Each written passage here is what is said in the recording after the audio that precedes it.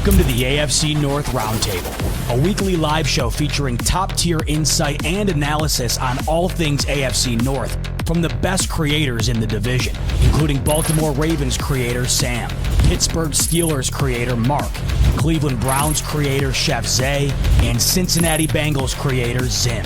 Catch the AFC North Roundtable every Wednesday at 6 p.m. Eastern on the AFC North Roundtable YouTube channel. So we pivot from week 7 to week 8, where all of the teams are in action, including the Baltimore Ravens coming off of a bye. Lamar Jackson is back. The Ravens are back.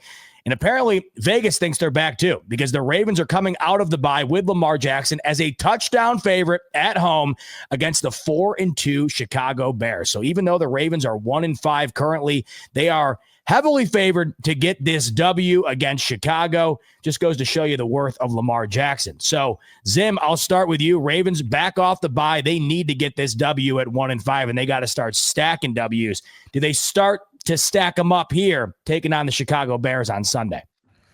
I think their season depends on it. They lose this game, to me, it's over. You could think some crazy scenario where they just went out the rest of the day. I mean, if you think about it, you can only afford to really lose 2 more games the whole season. And if they were to lose this one, Sam is probably going to get us up to speed on like the Lamar watch and everything. Him going limited, not taking first team reps or whatever. I wouldn't know what that's about. But Vegas definitely knows something in for them to have him as a 6.5 favorite. I think if he doesn't play or whatever, or he's limited or anything like that, I don't think they have a shot. So to me, they're basing it. Vegas knows that he's playing. Because to me, the Bears with Ben Johnson going up against that defense that has not been disciplined all season. You got Swift playing really good football for my fantasy owners out there. You got a tough, secondary with Stevenson out there. I know Jalen Johnson or whatever bro's name is. I think he's still on IR, but there are some really good matchups, and I think the Bears have had a pretty good, solid defense for the most part. I do think offensively, I think they pose a lot of problems what they're going to do schematically for a defense that does not have, to me, one of the better defensive lines in football. The loss of Matabuke is the one that I don't think people are talking about, because to me, I thought that he would, going up against the Ravens, that's the one guy you want to run away from. You know what I mean? Like, I don't think football fans really watch the trenches as much, but when I watch them, that's the guy that stands out to me. It isn't overweight Roquan coming back to practice. I don't think that that's the answer. I think Lamar, coming back is a big boost for them. But at the same time, they were 1-3 with them.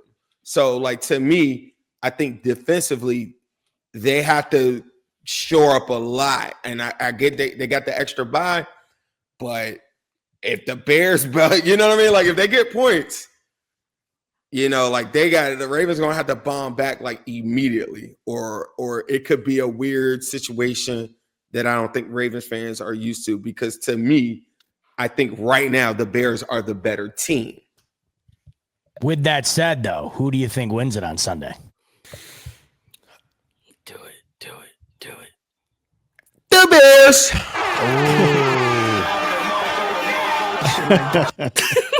The Bears. We got Zim remaining as top dog when it comes to hating on the Baltimore Ravens. Zay, Sunday afternoon, Lamar taking on the Bears. Coming off this injury, they're coming off the bye. They got to get this W. Do they get this W on Sunday? Nothing would be sweeter and better to see Lamar Jackson throw that helmet in the first row after he comes off of a 2-interception game and they get blown out. And can't you just envision it now? He's got that he's got a shiesty on halfway and it's off face and he takes it off in his helmet. Like, we've seen it 1,000 times, right? Like, it's boiling up, and we gonna see how great Lamar Jackson really is, because guess what? This is some of the most favorable scheduling that I have ever seen for an historic comeback than what I'm looking at right now. Bears, Dolphins, Vikings, Browns, Jets, and then division opponents, which Ravens, love to do. Patriots, Packers, Steelers. If Lamar Jackson's going to go on a run, it starts this week with the Bears. But unfortunately, when you got eternal problems, when you got power struggles, when you want to make a statement, when you want to show people who the top dog is, these are games you lose. So I'm looking. I'm looking for the Bears. I'm looking for the Bears to come out here, put BTA to the Ravens, and I'm really you're gonna see all of the weight on Lamar Jackson's shoulders, and it's just gonna erupt when he knows that, damn, we not coming back. We can't win this because I think if the Bears get a lead, you can kiss the game goodbye. So the key is gonna leave. The key is going. The key is going to be you going to need a lead early, and we going to need one of them vintage Lamar Jackson games where you looking up at the third quarter and Lamar Jackson's got 200 yards, 3 touchdowns. Like, we've seen that stat line before. Sam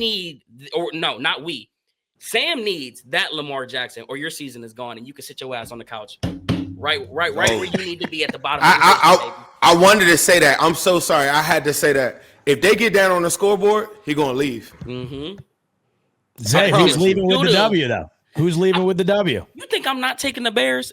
Come on. I might actually be locked in. I might have to find a Bears t-shirt to wear this game because I can just close my eyes and I can just see after Ben Johnson light his ass up on offense, Lamar Jackson going to come out, boom, in and out of the hands of Mark Andrews, pick 6 the other way, and here comes Lamar. Well, we can't make it. We 1-7. It's going to be great. Mm-hmm. And then life support Sam going to be back.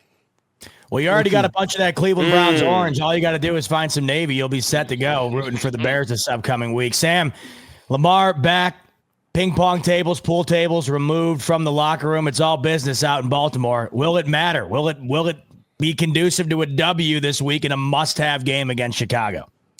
Well, fellas, unfortunately, guys, this boy is back. And that is a problem for the rest of the AFC North. That boy right there, that boy's a problem. We all know that coming into this division, he was going to be the answer that the Ravens were looking for. There are some tidbits of information that I need to portray because it's not all, sunshine and rainbows. Lamar was limited.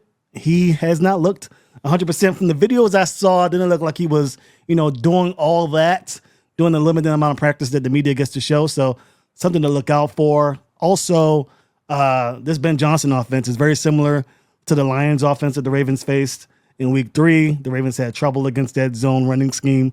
Of course, the Bears don't really have the, Jahmyr Gibbs, Montgomery connection that they have over there, even though DeAndre Swift is a great running back. So that is my concern, the Ravens being able to stop that attack. I think the Ravens are better equipped to handle the problems with their run defense now.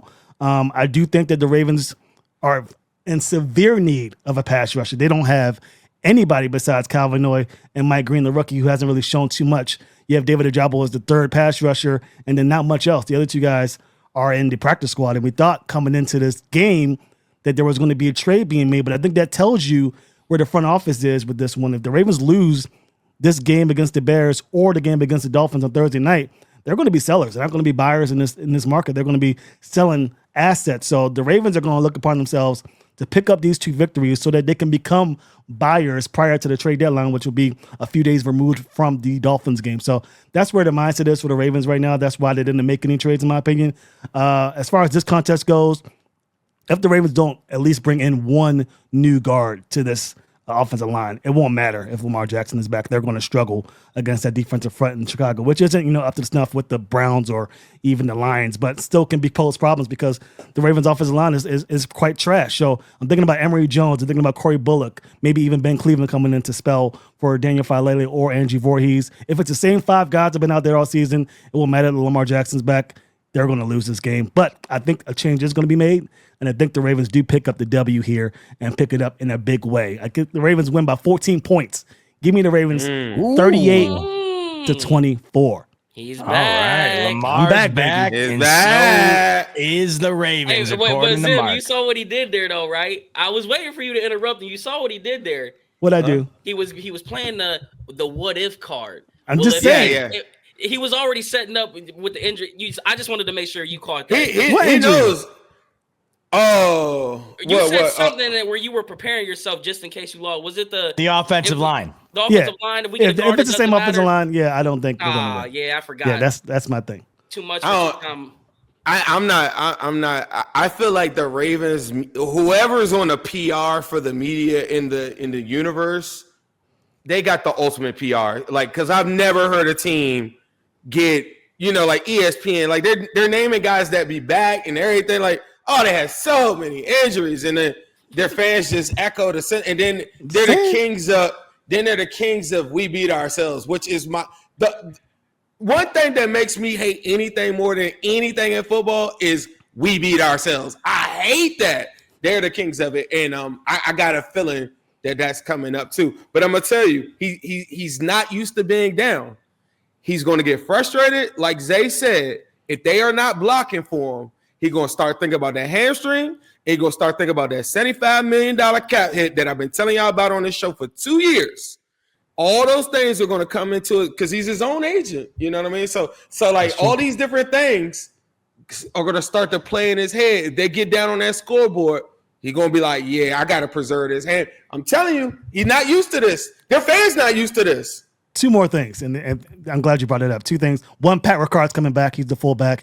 He's huge for the running game. So I expect a big day out of Derrick Henry. Pat Ricard coming back is huge. I can't even overstate how big of a deal it is that Pat Ricard's coming back. And number two is that, I just lost my train of thought with it, but it is dealing with Lamar Jackson. Yes, Lamar Jackson under pressure in the postseason. You see him, kind of, shrink to the performance. This is a playoff game for the Ravens, as we all talked about. So I'm kind of concerned. Yep. I want to see what Lamar Jackson does with this type of pressure. Zay, you talked about the pressure that's going to be on the shoulders of Lamar Jackson if he does play. Let's see how he performs under pressure, because this is going to be as big of a pressure that we've seen from Lamar since the Buffalo Bills game in January. Yep. There's one thing that will save the Ravens, and it's the ultimate superpower, and I just don't understand why he wants to get away from it, or the offense wants to get away from it. The Ravens are as dangerous as they are when Lamar Jackson is a run first guy. He needs to go back to wanting to attack, to running the ball. That hammy, the hamstring, right though. Yeah, but I get it. But I'm just saying, you'll score a lot more points. The run game will be a lot more easier for Derrick Henry if Lamar Jackson just makes the defense get on their toes early, and instead of trying to throw the ball, just go run it, and then those things will open up, and later on throw the ball. But I don't know why is there a reason why he doesn't run as much? I know the numbers say that he still runs a lot, but it's not like what we used to see early off in Lamar Jackson's career. I think he got hurt in that Bills game. That's one for this year anyway. That's the reason why that hamstring injury happened in that Bills game, and he's just hasn't been the same since. Also, I think Todd Monken wants to prove he's a passer. I think they just want him to throw the football more than anything else, and that's the reason why it hasn't been like that. But I agree, he needs to run the ball more. Don't think it's going to happen in this game. A passer takes Vick, don't run. A passer takes Derrick Henry off the field. Yeah. True. I was waiting for the rebuttal, man. Sometimes I get so asphyxiated within the debates on this show that I sometimes just sit back, and I'm a fan myself. Z-Bot, you don't get too many real good arguments and ball talk over there in the AFC East these days. It ain't really too much to talk about. Well, no, the Patriots fans are back. They're back. The Pats fans. Yeah, the long pain and suffering of the last 5 years. Oh, it's been so torturous for Pats fans. Oh my God! As they're shining off their rings and just and then in the interim period, the Celtics win a championship. The Bruins have one of the greatest records in regular season history. But yeah, we all feel so bad for Boston fans. Ain't it crazy too? I know you hate this, but Drake May does look really damn good. Oh, he looks phenomenal. He looks great. He looks really damn good. And as I've been noting, the worst part of it all is that we'll all go back to the coming out party, which was the Sunday night football game against the Bills, where it all started. That's the beauty of it all. Don't worry. We're going to see what Jim Schwartz can do for y'all. I got you, man. Is that all right? Listen, big time. Hey, and speaking of the AFC East, not the Baltimore Ravens, the Cincinnati Bengals got back on track last week They look to continue down that track, and they are set up to do so against an AFC East opponent. The worst team in the NFL, that is the New York Jets, who currently Woody Johnson, owner of the Jets, is blaming their demise on quarterback Justin Fields. Meanwhile, in Cincinnati, their quarterback situation may be solved temporarily here based on what we saw from Joe Flacco last week. All of a sudden, Zay, right, these Bengals, they go into the Pittsburgh game 2-4. They win that game. Now they're set up. They're a touchdown favorite, by the way, in this game. Speaking of touchdown favorites. So they're set up to get back to 500. Who knows what happens from here? Zay, I'll start with you. Jets, Bengals, who takes it? I mentioned it last week on the show that you needed to somehow squeak away that Steelers game. And if you could get this Jets game, Joe Flacco is going to destroy this Jets team. I don't know what it is with him versus the Jets, but he seems to get up for these games. I expect the same thing, but I think they need to get. You said the window's looking like December for Burrow, right? Yeah, that it's late December, I believe. Correct. December. Ian Rappaport came out yesterday and said early December now. Oh, wow. Right in time for the Bills game, right, Zim? That sounds about right. That sounds right on par for the course. After Thanksgiving. I mean, if he can sneak a win here, you can afford to maybe drop one to the Bears, and then you're right back to where Zim wants to be versus the Steelers. All Joe Flacco's got to do is keep treading this water and just sneak away a game. You don't have to win 2 in a row, but you need this one versus the Jets. You can drop the one versus the Bears, but that circle, the game we need to really be focusing on is that November 16th game, because that may be the deciding factor on if the Bengals are ultimately going to sink or they're going to float, because then you got the Patriots, the Ravens, and the Bills, and that stretch gets brutal. And at that point, if Joe Burrow comes back, your chances of the playoffs, are slim to none at that point. So I don't want to say I'm excited, because I can't deal with another "Thank You Cleveland" chant all over ESPN for 2 days straight. But thank God this isn't a Thursday night game. But give me Joe Flacco and the Bengals by probably double digits. Thank you, Cleveland. Yeah, Zay, they appreciate you out in Cincinnati, and they thank you, Zay. Thank you, Zay. You're welcome. We felt bad, we remember all of the TVs being sold. We had to look out for y'all. Thank you, Zay. The Bengals fans are appreciative of you, Zay, and I'm sure they're appreciative of the fact that they are now playing the New York Jets as they continue to try to get back towards 500. Sam, do they get back to 500 on Sunday?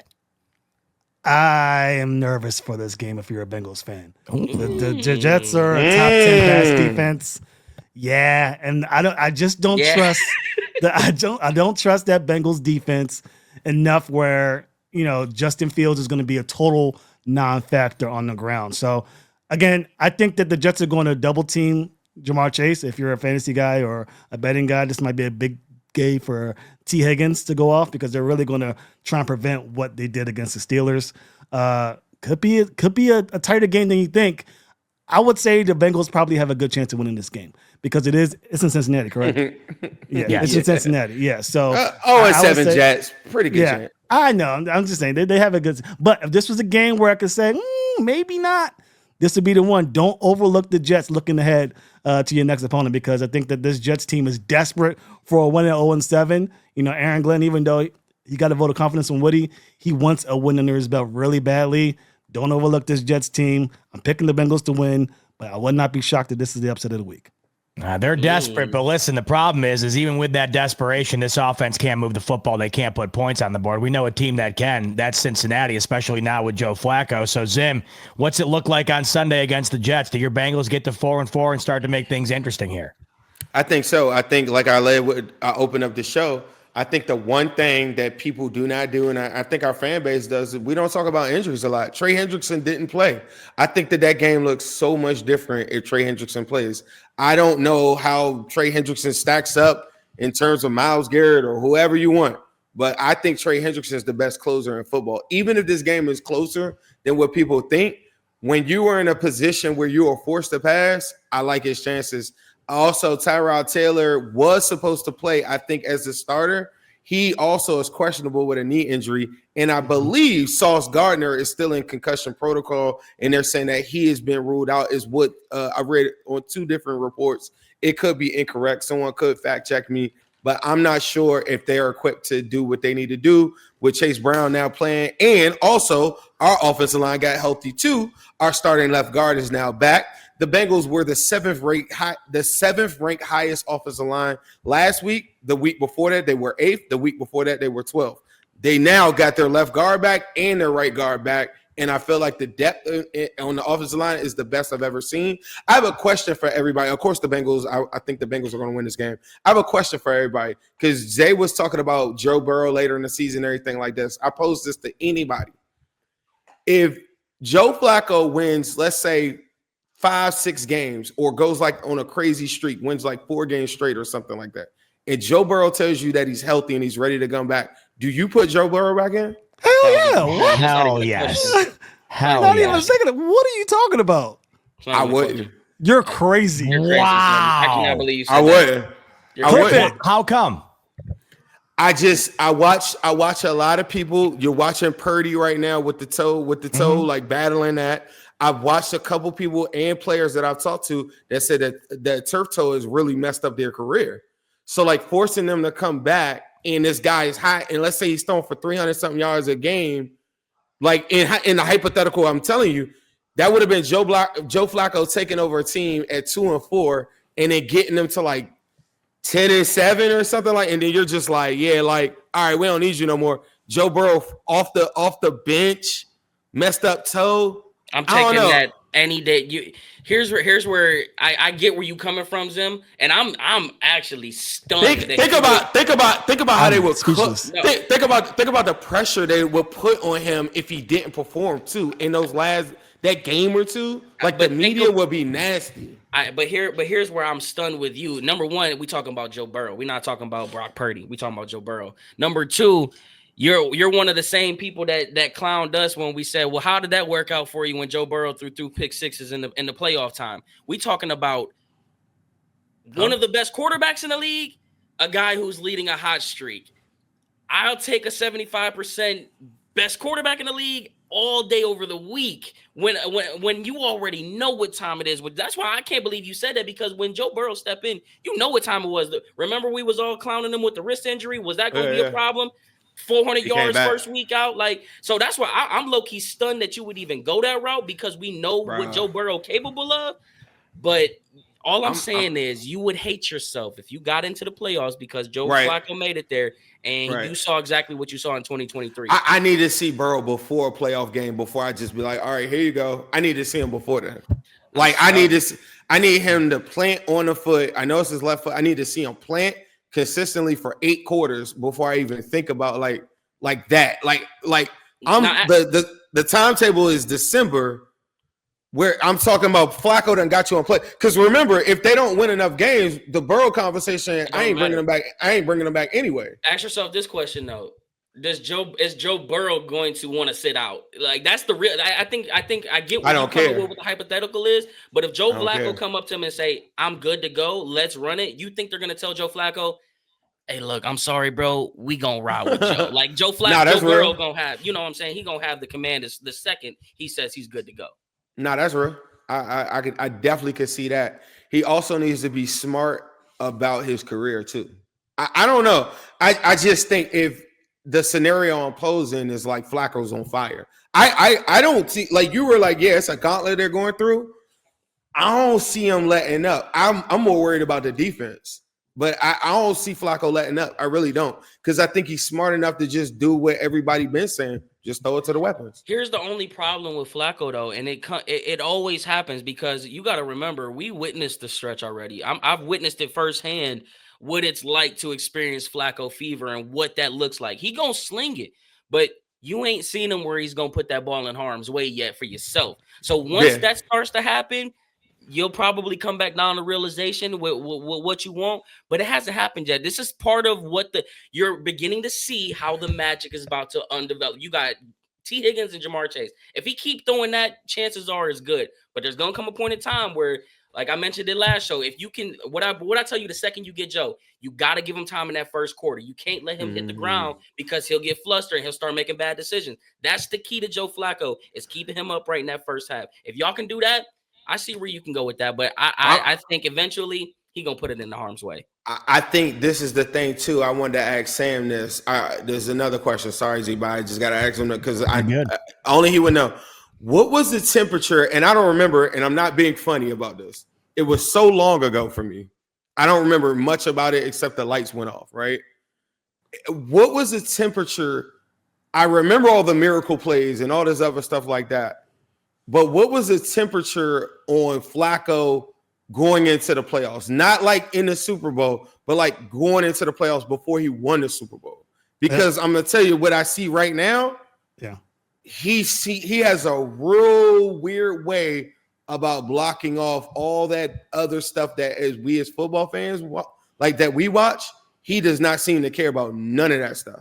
You hit the nail right on the head. Yeah, he don't care about nothing. Again, when we got to like the middle of the season, we had problems with the offensive coordinator. Our left tackle wasn't blocking. We had to bring in Bryant McKinney to start our left tackle, and we got rid of our offensive coordinator and got Jim Caldwell in that year. After that, he was unstoppable. We kept him upright. He saw the field perfectly. He did exactly what he did with Jamar Chase, threw it up to Anquan Bolden whenever he got a chance to. You know, T. Higgins was going up the seam. That's what Torrey Smith was doing, and that was all she wrote. It was just 4, 5, 6 games of that. We just knew every single game we were going to win. And our defense, similar to yours, was not great. Ray Lewis was there. He was awful. He was he was Roquan Smith. He was on that antler deer. He was on that antler deer. Yeah, he was terrible in the middle of the field. Yeah, I remember Ed Reed was okay back there with Bernard Pollard, but really our defense was 26th in the league. It was all Joe Flacco. It was all him. Down to the championship. He was 15-0 that Yeah. He did not throw an interception. See, but here's the. I don't doubt Burrow. It's just I just think if this dude is hot.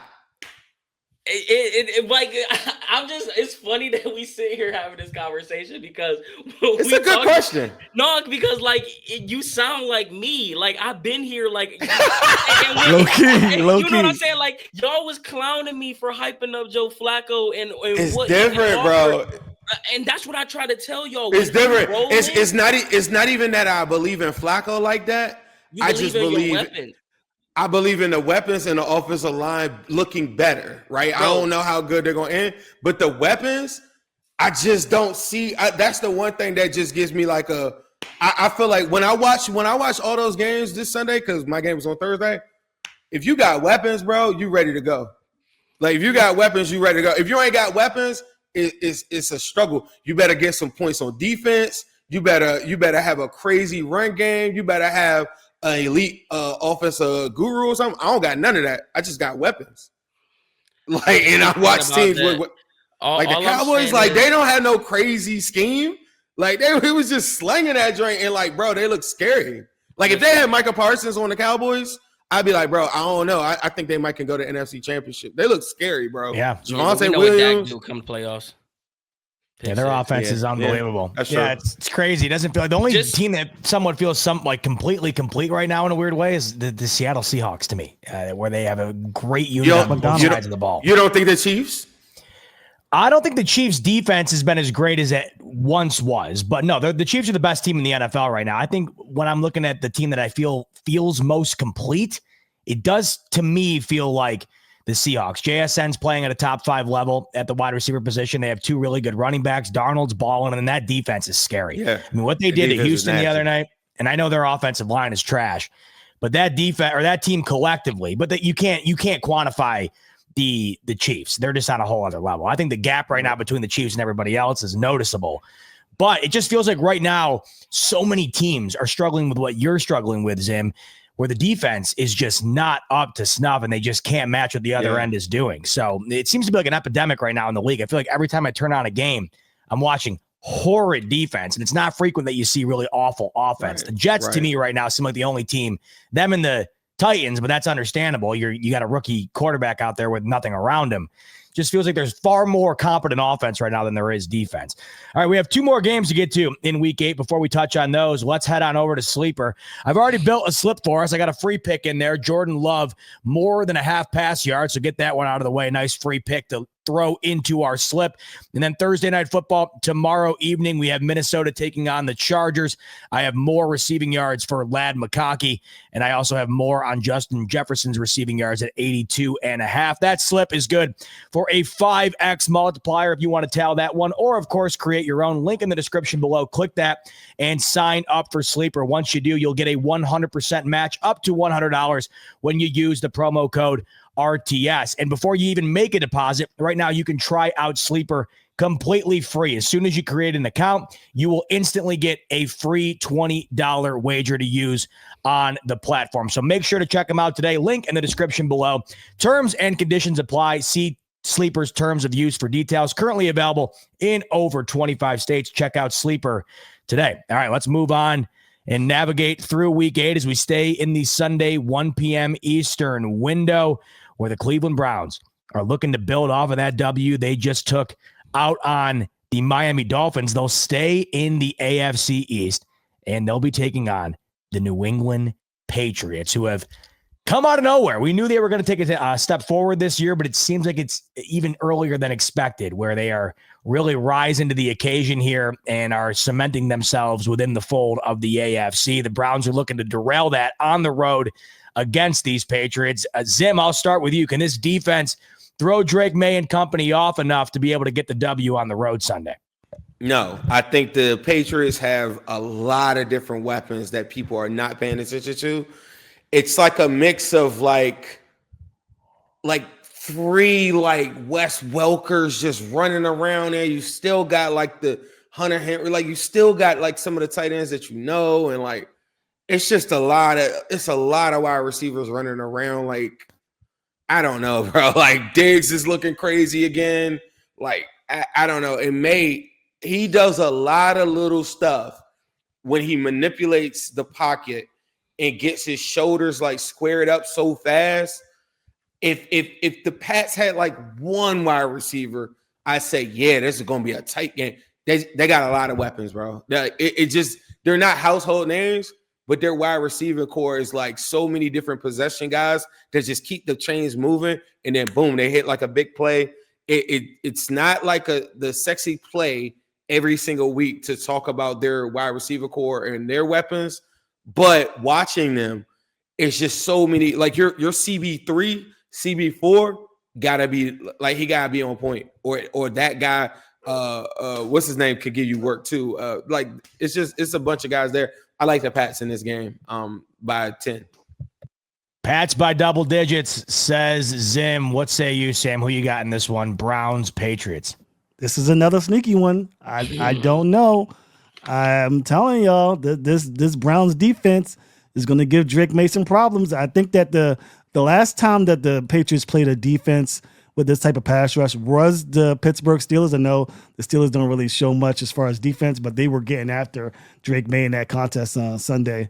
I think it was the 3rd week of the season, and they ended up losing that game. So I think that again, the Browns offense is terrible. We know that. Can the defense do enough to get by winning by a score of 13-10? That type of thing. I think that's the score that the Browns beat the Packers with. Something like that would give the Browns a chance in this game.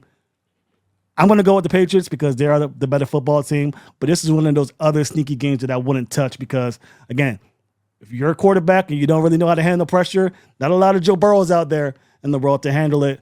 I think that this Browns team could give them fits, but ultimately, I think, as Zim mentioned, the Patriots do have a lot of weapons that they could take advantage of, and I do not trust that Browns offense at all. So give me the Patriots, but that Browns defense, don't watch out for them.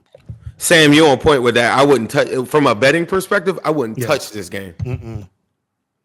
Zay, you got to touch this game for me. You got to touch on your Browns. You got to talk to me about what's happening here. Can they keep the momentum rolling off of what they just did against Miami? They're not gonna have a choice but to. That, like, the only thing about this game is knowing that Mike Vrabel's the head coach, knowing that, the quote where he was asked if he would have taken the job if he or would he consider being the head coach there, and he said yeah, if they would have offered it and all of that stuff. We know the obvious stuff or the strengths of the Browns is going to be tested. Dylan Gabriel is going to have to be a main caveat of why you win this game. He's going to test Dylan Gabriel to make him beat you.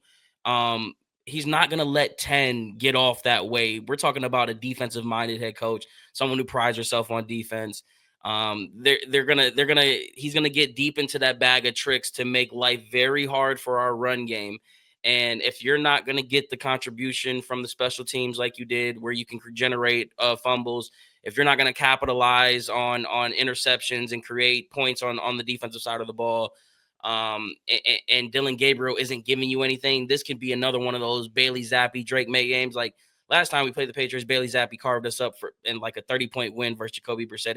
It was brutal. We had no answer for anything. So unfortunately, I keep talking about these schedules for everyone else. The Browns have a very good shot to become alive too and rise from the dead like their Undertaker being buried alive, because they got the Patriots, they got the Jets.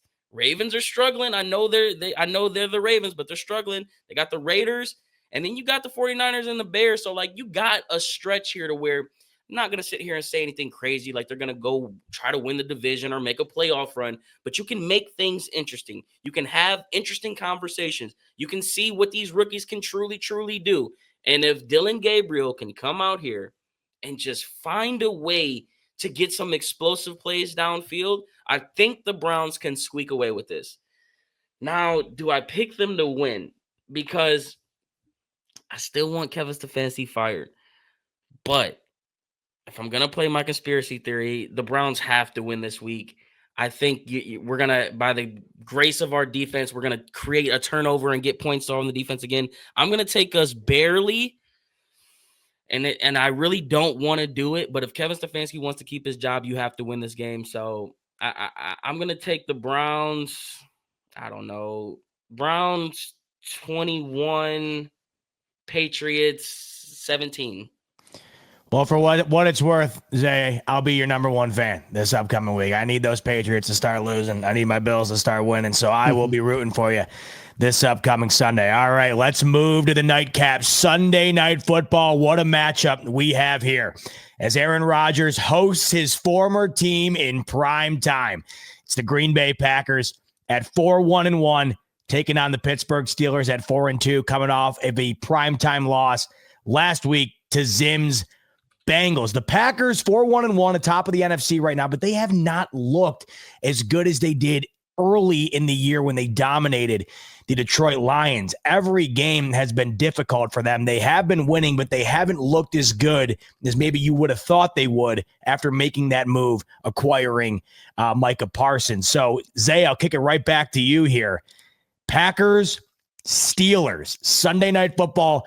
Mind you, by the way, Steelers are a home dog where Mike Tomlin thrives. Yes, sir. So what do you make of this one? Oh, my gosh. That's an automatic win for the damn Steelers then, Yep. Right? Like, that is – that's so annoying that they're home underdogs. And what makes it even more annoying, there's certain – like Joe Flacco's, there's only a certain type of breed like that left. Aaron Rodgers comes from that type of era.